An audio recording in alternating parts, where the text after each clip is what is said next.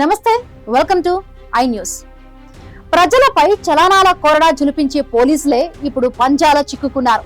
తెలంగాణ రాష్ట్రంలో పోలీసు వాహనాలపై భారీగా చలానాలు పెండింగ్ లో ఉన్నాయి. ఇది మామూలు విషయం కాదు. మొత్తం 17,391 చలానాలు. ఇది చిన్న నెంబర్ కాదు. వీటికి గాను అక్షరాల 68.67 లక్షలు చెల్లించాల్సి ఉంది. ఒక సామాన్య పౌరుడు, ఒక ధైర్యవంతుడు ఆర్టీఐ కింద దరఖాస్తు చేయగా ఈ చేదు నిజం బయటపడింది. ట్రాఫిక్ నిబంధనలు తమకు పట్టవన్నట్టు వ్యవహరించిన పోలీసుల నిర్లక్ష్యం ఇప్పుడు బహిర్గతమైంది. కొన్ని చలానాలు 2017 నుంచే పెండింగ్ లో ఉన్నాయి. అంటే 5 ఏళ్లకు పైగా సాధారణ పౌరులు అయితే ఒకే రోజులో జరిమానా కట్టాలి.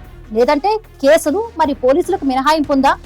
మోటారు వాహనాల చట్టం 2019 ప్రకారం చట్టాన్ని అమలు చేసే వారే ఉల్లంఘిస్తే రెట్టింపు పెనాల్టీ అంటే 68 లక్షలు కాస్త 1,36,00,000కు చేరవచ్చు. ఎక్కువగా అతివేగం, ఓవర్ స్పీడింగ్, సీనియర్ అధికారులు వాడే వాహనాలపైనే ఈ ఫైన్లు. విఐపి ఎస్కార్ట్ అంటూ తప్పించుకోవడానికి ప్రయత్నిస్తున్నారా? కానీ ఆటోమేటిక్ కెమెరాలు అబద్ధం చెప్పవు. ప్రజలు నిలదీస్తున్నారు. చట్టం అందరికీ సమానం కాదా? పోలీసులు బాధ్యత వహించరా? వ్యవస్థపై నమ్మకం ఎలా నిలబడుతుంది? ఇది కేవలం చలానాల గురించి కాదు. ఇది న్యాయం గురించి, సమానత్వం గురించి. పోలీస్ శాఖ తమ వాహనాలపై ఉన్న ఈ భారీ బకాయిలను ఎలా పరిష్కరిస్తుంది? వేచి చూద్దాం.